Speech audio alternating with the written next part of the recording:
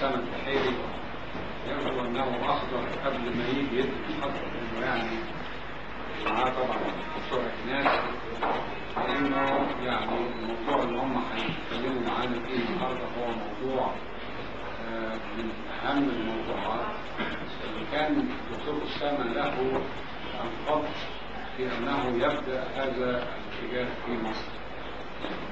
زي ما احنا كنا بنتكلم ان هو واخد احترام لندن في التسامين وفي المحاصيل وفي الخضروات، وانه بدا هذا المشروع مع مؤسسه الدولة هي المؤسسه بتاعت الزراعه على استحياء شديد في مشروعات تجريبيه، وفي خلال سنوات بسيطه جدا قدر هذا المشروع ينتشر في كل المناطق اللي هو ابتدى يشتغل فيها.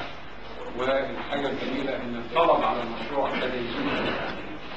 كانت الناس في الاول كانت مستهجنة او مترددة او شاكة في ان هذا المشروع له معنى، فكون النهارده يبقى فيه طلب على المشروع من الناس يبقى كأن هذا المشروع لاقى داخل الناس نوع من الاستحسان.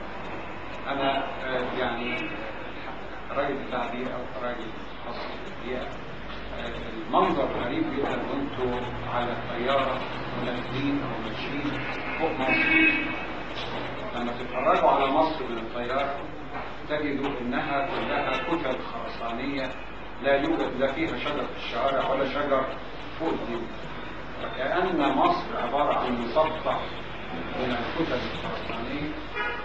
هذه الكتل الخرسانية عبارة عن اسطح البيوت، وحتى الشوارع بتاعتنا يعني ما كانش تيجي تخش في الحياة الشعبية ولا الحياة الفقيرة تبص تلاقي انه يعني لو اتوجدت شجرة تبقى عروبة داخل الشجرة.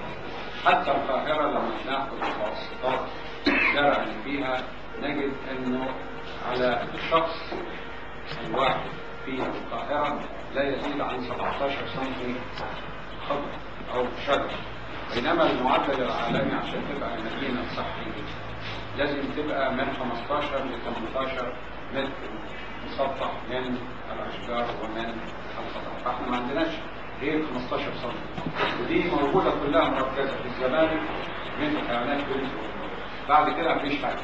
عشان كده احنا بنقول رؤساء في الفكره بتاعت الخضره. الحاجه الثانيه اللي لما تتفرجوا على مصر الاقمار الصناعيه تلاقوا ان صورة القاهرة صورة المدن المصرية لونها احمر،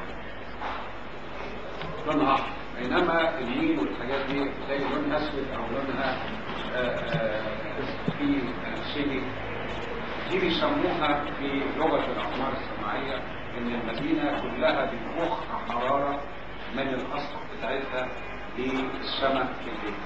هنلاقي درجة الحرارة داخل المدينة تزيد حوالي يمكن 8 درجات عن درجة الحرارة خارج المدينة. بيسموا هذه الظاهرة في البيئة بيسموها الجذور السماوية. فكونك تزرع في السطح غير انك انت بتخلي في علاقة بين الناس وبين النبات، دي علاقة مهمة جدا في تربية الحب.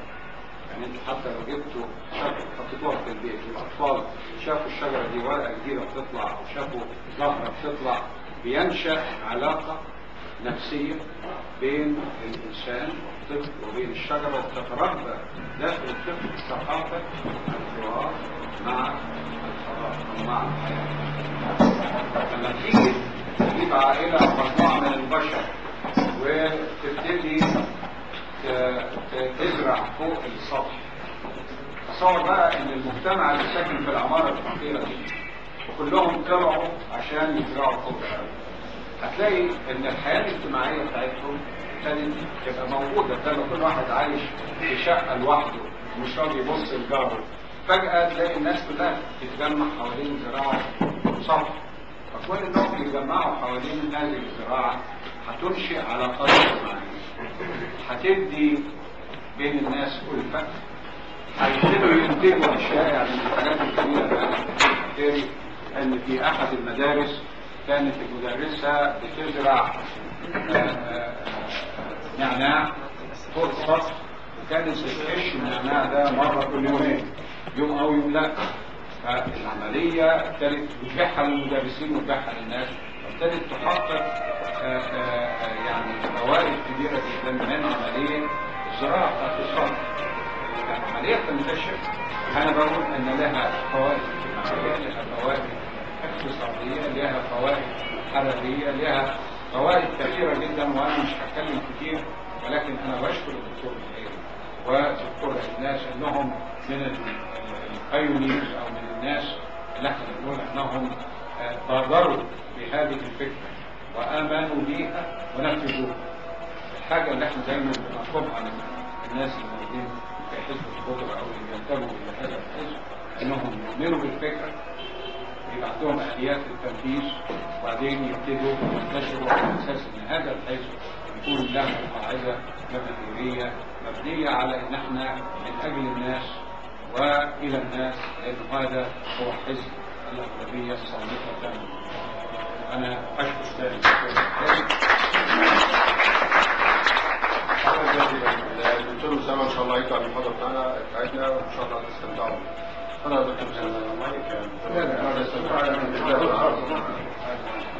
بسم الله الرحمن الرحيم. طبعا أنا بشكر حزب القدس بدعوتي عشان نعمل الشغل بتاع زراعة الأسطح، والحقيقة هو كان المفروض البداية تبقى من خلاله، يعني من اسم المفروض إن هو اللي كان نبتدي أو ناخده. نقترح بقى إن ساعتك تنضم إلينا حزب القدس. ده شرف لينا، ربنا يخليك، ده شرف لينا.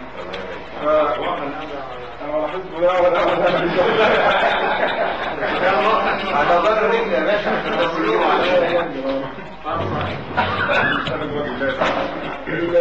فكرة القرن الرابع ده عبارة عن لوجو المشروع. لما احنا عملنا اللوجو ده احنا مش عاملينه عشان ان احنا نقول او نفخم في شغلنا، ولكن في حقيقة الامر احنا بنتكلم على حلم. الحلم ده ممكن يتحقق في جيلنا، ممكن يتحقق في الاجيال اللي بعدينا، ولكن حلم لازم نبتديه، ويوم ما يتحقق هيبقى فعلا هرم، لان هقول ليه هو هيبقى هرم، وبعد كام سلايد كده هقول لكم هيبقى ازاي او الفكره بتاعتنا. لما بنيجي نتكلم على زراعه الاسطح فبنقول ايه هو زراعه الاسطح؟ ان انا بستغل جزء من السطح، بلكونه، جزء جنب البيت، لان طبعا عارفين ان في المدن مفيش ري وبالتالي مفيش صرف والكلام ده كله، فبتبقى العمليه عمليه صعبه. ففي الخارج بتسمى زراعه المدن او الاربن اجريكلتشر. فلما بنقول ان انا بزرع في المدينه يبقى لازم اهدافها تخص المدينه او الفوائد بتاعتها بتخص المدينه، ما هياش بديل. ان طبعا ده السؤال اللي دايما لما كنا بنيجي نتكلم في الاول، لكن احنا زرعنا الصحراء لما بنفكر ان احنا نزرع المدن، طبعا لما بتكلم وبقول ان احنا هنزرع المدن لاهداف تعود على سكان المدن والمدينه، وليست بديل للزراعه. فان انا اطلع احتياجاتي، ده هدف من ضمن الاهداف. ان انا كبيت، مع معنى ان انا ما اشتريتش معناه ان انا كسبت فلوس او انا وفرت فلوس، او ان ابيع وازود دخل الاسره، سواء بقى ابتدينا الاول بالخضار، بعدين دخلنا في اشجار الفاكهه، بعد كده دخلنا نظام التجاره الرسميه، ظهور الارض، نباتات الزينه، وهنقول لكم على حاجه كمان في الاخر. زي ما قلنا ان زراعه الاسطح ما هياش بديل للزراعه، عشان بس نبقى متفقين، عشان ما حدش يهاجمنا، تمام؟ ولكن لما بنيجي نتكلم على المدن فبنقول زي ما تفضلوا الاساتذه ان احنا عندنا حدائق اسمنتيه، ما عندناش خضره، والخضره اللي موجوده بتغتال بمنتهى القوه وبدون رادع، وما نقدرش نوقفها. ليه؟ بصفوه المال، لان سعر المتر الارض بيوصل 20000 جنيه و30000 جنيه و40000 جنيه، ما تقدرش ان انت تقول لواحد سيب تبقى مليونير عشان الناس تنفذ. بالاضافه ان طبعا درجه الحراره بترتفع، عدد السيارات زاد، المصانع واللي بتبثوا في المدينه، تمام، بالاضافه للزباله، كل ده بيؤدي الى ان انا تلوث الهواء اللي بيؤدي الى الامراض الصدريه، امراض الجهاز التنفسي، الفشل الكلوي، والعياذ بالله السرطانات، لدرجه ان احنا حاليا بنجمع فلوس عشان نعمل مستشفى سرطان للطفل، دليل على ان الطفل بيتولد هو عنده سرطان. ودي المأساة اللي احنا موجودين فيها، وده نتيجة المبيدات، نتيجة التلوث اللي موجود، سواء تلوث هواء او ميه او الكلام ده كله. لما ابتدينا المشروع في البداية خالص زي ما قلت للاخوة، احنا كنا عاملين مشروع مع القوم، مشروع صغير جدا عشان نزود دخل الاسر الفقيرة، ده كان هدف الفاو. الفاو ملوش اهداف اخرى عشان ان هو يخش يعملها. ولكن لما لقينا التجاوب بيننا وبين الناس، يعني احنا في الاول كنا متوقعين ان الفكره لن تلقى قبول بالنسبه لساكنين. ليه؟ لانه يقول لك شرب عبد الربيت ده مثل معروف عندنا كلنا، يقول لك انا اللي خلينا اقعد ازرع ولسه الشجره هتطلع وبعدين اجمعها، طب ما اشتري من السوبر ماركت واخلص. تمام؟ غير الفلاح. ده كان توقعنا وكان خوفنا، وبالتالي قلنا ده مشروع علمي بنجيب فيه فلوس بنقدر ان احنا نوفر بيه امكانيات وعمليات تخلص. مع اول دوره تدريبيه عملناها وكانت من خلال المشروع، كان المطلوب ان احنا عندنا 10 دورات تدريبيه. المفروض ان احنا نجيب 300 واحد. كان بالنسبه لنا العمليه صعبه جدا. هنجيب 300 واحد ازاي وهنقول له تعالى ازرع؟ مع اول دوره تدريبيه فوجئنا بطوفان من الناس واقبال غير متوقع. احنا ما توقعناش لدرجه ان احنا ذهلنا. لدرجه خلصنا عملنا 13 دوره تدريبيه في القاهره واسكندريه، وكان عندنا 300 واحد ويتنج ليست.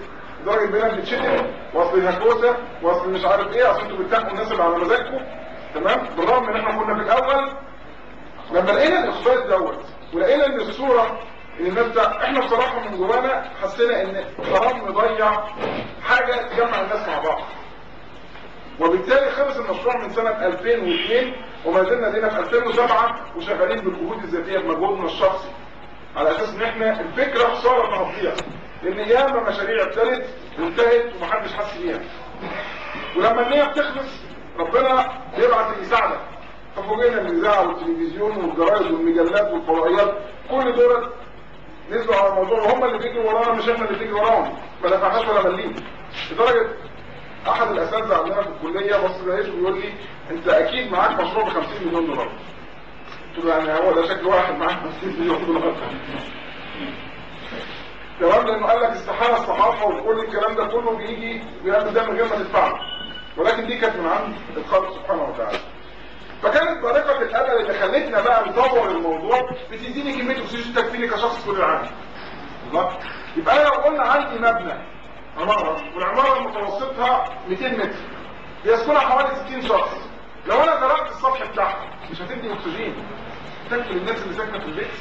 طب لو كل عماره يبقى احنا مش محتاجين فلادين عشان اطلع الاكسجين للناس. طب ايه فايده الاكسجين؟ ايه اهميته؟ ايه تاثيره على سلوك الناس؟ ابسط مثال، خلي واحد نازل يصلي الفجر الصبح، شوف الناس الصبح مع بعضها شكلها ايه؟ تلاقيه مبسوط وبشوش وبيسلم على دوت وبيحضن دوت وبيضحك مع دوت. هننقل نفس الاشخاص عشان ما نقولش ان تاثير البيئه وقت الظهريه وخصوصا في اشهر يوليو واغسطس تلاقي بيدي ده كده بيشتم ده وبيسد ده وبيلعن دوت. ليه؟ يقول لك انا مخنوق.